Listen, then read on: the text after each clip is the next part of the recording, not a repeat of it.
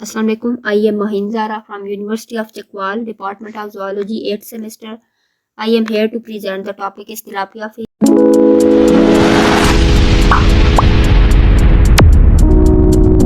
Basically, first of all हम इसका introduction देखेंगे. The name tilapia was derived from the African bushman word which means the fish, and there are 70 species of the tilapia, and these are the freshwater fishes and belong to the Cichlidae family, and originating in Africa and the Middle East, and now they are cultured in the Asia, South Europe, and United States for the economic purposes. Asia में 80% जो है वो production की जाती है tilapia की, and China में 2009 में 1.2 मिलियन मैट्रिक टन जो है तिलापिया को प्रोड्यूस किया गया था. नेक्स्ट अगर लाइफ हिस्ट्री की बात करें तो मोस्ट ऑफ जो स्पीशीज़ हैं तिलापिया की वो हर्बीवोरस हैं, बट सम कार्निवोरस भी हैं. They are the mouth brooders and they are the fast growing, tolerate to the environmental condition, stress, disease resistance, and the short generation time, and it is considered as an ideal fish for developing countries. Next one is a taxonomic position of the tilapia. The taxonomic position of tilapia is very confusing and it's changed time to time, and according to the first classification there are 5 genera, and tilapia is one of them, and second classification according to this one genus only a tilapia, and there are subgenus and the species that includes the heterotilapia and the neotilapia etc. Next kingdom, and it's belong to the kingdom Animalia, phylum Chordata, class Osteichthyes, and the subclass Actinopterygii, order Parcomorphia, and the sub-Aropericoideae, and the family is a Cichlidae. Next one is morphology. The body is laterally compressed, and the scale or the xyloid scales are present, and the fins, dorsal and the anal fins are the hard spines, consist of the hard spines and the short soft rays, and the pectoral and the pelvic fins are in a pair, and the other fins are in single form, and they are basically involved in swimming. Then mouth, they having a terminal mouth, and they having a chromatophores that basically help in changing the skin color in response to the stress condition. Next अगर geographic distribution की बात करें तो ये throughout the Africa present except the northern Atlas mountains and the south western Africa, and it is found in the south and the central America, south India, Pakistan, Sri Lanka and the Israel. Next sexual identification की बात करें तो इसकी sex identification बहुत easy है. Male और female में basically ये डिफरेंस है ओपनिंग्स का. मेल में 2 हैं और फीमेल्स में 3 हैं. मेल में 2 जो हैं वो एक है anal and the second one is a urogenital, and the female में anal, genital and the urinary pores present, and the genital papilla is a smaller in a female. Next अगर sexual sex control and the manipulation की बात करें तो tilapia को through out the world बहुत ज़्यादा culture किया जाता है, और सेकेंडली कल्चर की जाने वाली फ़िश है. और इसमें जो है बेसिकली एक प्रॉब्लम है, जिस भी पाउंड में अगर मेल और फीमेल तिलापिया प्रेजेंट होंगे तो वहाँ पे पॉपुलेशन बहुत ज़्यादा इंक्रीज़ हो जाएगी, और इसको एड्रेस करने के लिए मोनोसेक्स कल्चर बेसिकली प्रमोट किया जाता है. इसमें सिर्फ मेल या फीमेल को पाउंड के अंदर सिर्फ मेल होंगे या सिर्फ फीमेल होगी, लेकिन मेल्स को प्रेफर किया जाता है क्योंकि इनका ग्रोथ रेट जो है वो फीमेल से ज़्यादा है. Next growth of tilapia food और वाटर की क्वालिटी पे डिपेंड करती है, एंड 10 to 20% जो मेल हैं वो फास्टर ग्रो करते हैं फीमेल से. नेक्स्ट है हमारे पास nutritional behaviour and nutritional need. Most of the tilapia है वो हर्बीवोरस हैं, but some are omnivorous, and they also feed on artificial food, and they are considered as a filter feeder, but not like the silver carp, and they secrete the mucus to trap the planktons, and then they engulf the planktons, and they use and protein is considered as essential for their growth, and 60% protein content is extracted from the algae. Next अगर देखें तो temperature और pH है. Temperature basically ideal जो उसकी growth के लिए consider किया जाता है वो 20 से 35 है, लेकिन ये 7 to 10 डिग्री सेंटीग्रेड तक टेम्परेचर को टॉलरेट कर सकती है, लेकिन शॉर्ट टाइम के लिए, फिर उससे ये अफेक्ट होना स्टार्ट हो जाती है।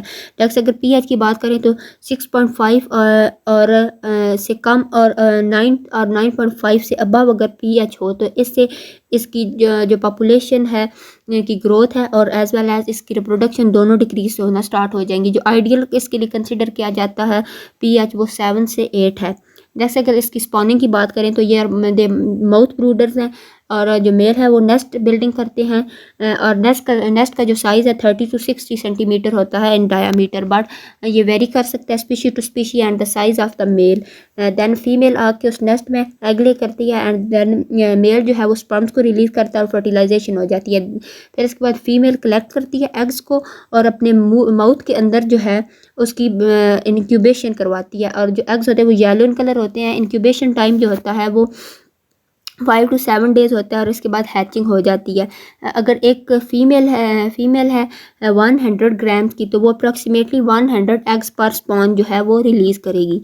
नेक्स्ट अगर देखें माइग्रेशन तो इनमें माइग्रेशन बहुत कम होती है लेकिन कुछ स्पीशीज़ में होती है फूड के लिए और रिप्रोडक्शन के लिए। फूड के लिए जिस साइड पे ज़्यादा हमारे पास प्लैंक्टन्स की कंसनट्रेशन है वो उस साइड पे मूव कर जाती हैं और रिप्रोडक्शन के लिए ताकि फ्राइज़ को स्टेबल एनवायरनमेंट प्रोवाइड किया जा सके उनकी ग्रोथ के लिए।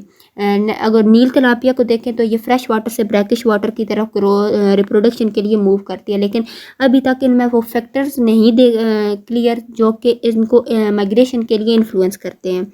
नेक्स्ट हमारे पास इम्पोर्टेंस इसको कमर्शियल एक्वाकल्चर में इसको एक्सीलेंट इसकी इम्पोर्टेंस है बिकॉज ये जो है ये फास्ट ग्रोइंग है, टेम्परेचर टॉलरेंस है, इसमें डिजीज़ रेजिस्टेंस है और स्ट्रेस को टॉलरेट कर सकती है और एलर्जिक रिएक्शन इससे नहीं होते ना ही पेट्स में और ना ही एनिमल्स में और लो सॉल्ट इन्वायरमेंट में भी ग्रो कर सकती है और अगर फॉर एग्जांपल इसको सी वाटर में ग्रो करवाना पड़े तो वहाँ पे ये इजीली ग्रो कर सकती है। नेक्स्ट अगर देखें इकोनॉमिक एंड इकोलॉजिकल इंपॉर्टेंस की बात करें तो सबसे पहले अगर इकोलॉजिकल को देखें तो ये हर्बीवोरस है और ये फूड साइकिल और फूड वेब में बेसिकली फूड चेन और फूड वेब में इम्पॉर्टेंट रोल प्ले करती है और फिश जो है ये अफ्रीका और ट्रॉपिक रीजन्स में जो है ये ग्रो करवाई जाती है फॉर रिसर्च पर्पसेस और तिलापिया जो है ये बहुत ज़्यादा कल्चर करवाई जाती है, सेकंड मोस्ट कल्चर्ड फिश में से एक है ये और ये जो है इसको एक्वाकल्चर में ख़ास तौर पर डेवलपिंग कंट्रीज़ में बहुत ज़्यादा यूज़ किया जाता है और ये जो है ये स्प्रेस कर देती है कार्ब की प्रोडक्शन को and it become the foundation product for all the farmed fishes. Next अगर इसकी स्पेशलिटी की बात करें तो इसमें सबसे फर्स्ट जो है हमारे पॉपुलैरिटी कॉन्टेस्ट है, इसमें जो है ये बहुत ज़्यादा पॉपुलर है यूएस में और बहुत ज़्यादा यूज़ की जाती है as compare to salmon trout and the shrimps की निस्बत इसको बहुत प्रेफर किया जाता है बिकॉज इसका टेस्ट ज़्यादा अच्छा है, इसमें न्यूट्रिएंट्स का कंटेंट जो है वो ज़्यादा है और इजी टू कल्चर है। फूड यूज़फुल अगर इसको टूल को देख के खाने के लिए तो ये यूज़ की जाती है, साथ साथ ये मॉस्किटो के लार्वा को कंट्रोल करने के लिए भी यूज़ की जाती है। लॉन्ग हिस्ट्री जो इजिप्ट से इसकी जो है वो स्टार्ट हुई थी इसकी कल्चरिंग एंड 1000 ईयर्स अगो इसकी जो कल्चरिंग है वो स्टार्ट हुई थी। मरकरी फ्री एनवायरनमेंट में ग्रो करती है और इस वजह से इसको मरकरी फ्री फ़िश कंसिडर किया जाता है। नेम गेम्स से मुराद ये है भाई ये जो तिलापिया नेम तो बेसिकली एक इसका मतलब तो फ़िश है लेकिन इसमें एक फ़िश नहीं आती बल्कि जीनस आता है और इसमें ऑलमोस्ट 70 स्पीशीज़ हैं। नेक्स्ट अगर इसके हेल्थ बेनिफिट्स की बात करें तो इसमें सबसे बड़ा बेनिफिट जो है ये कैंसर प्रिवेंशन में हेल्प करती है। ये इसमें एक स्पेसिफिक मिनरल होता है जिसको सेलमिन कहते हैं, इसमें स्पेसिफिक मिनरल है जिसको सेलेनियम कहते हैं जो कि इंपॉर्टेंट रोल प्ले करता है, प्रिवेंट करता है कैंसर को, हार्ट डिजीज़ को और थायराइड की डिजीज़ को और सेलेनियम की स्मॉल कंसनट्रेशन जो है वो किसी भी ह्यूमन बॉडी की प्रॉपर फंक्शनिंग के लिए बहुत ज़्यादा इंपॉर्टेंट है। जितनी हमें कंसनट्रेशन इसकी ज़रूरत होती है अगर तिलापिया को यूज़ किया जाए तो 88% हमारी जो डिमांड है उससे फुलफिल हो सकती है। नेक्स्ट है हमारे पास हार्ट डिजीज़ जो इसके अंदर ओमेगा 3 होता है जो कि रिड्यूस करता है ब्लड क्लॉटिंग को, ब्लड प्रेशर को कम करता है और रिस्क जैसे कि हार्ट फेलियर के रिस्क को कम करता है और रिड्यूस करता है हार्ट बीट के इरेगुलेशन को। नेक्स्ट है इसके पास बोन स्ट्रेंथन, ये इसमें कुछ ऐसे न्यूट्रिएंट्स होते हैं जो कि बोन्स को मेंटेन रखने के लिए इंपॉर्टेंट है जैसे कि calcium, vitamin D, magnesium and phosphorus. इसके कुछ हेल्थ रिस्क भी हैं जैसे कि अगर इसमें ओमेगा 3 है और इसके अंदर एंटी कोआगुलेंट प्रॉपर्टीज़ होती हैं। अगर इसको बहुत ज़्यादा यूज़ किया जाए तो इससे जो है ब्लीडिंग जो है इश्यूज़ हो सकते हैं, क्लॉटिंग नहीं होगी और ज़्यादा से ज़्यादा जो है वो ब्लड जो है वो बह सकता है किसी भी कट की वजह से।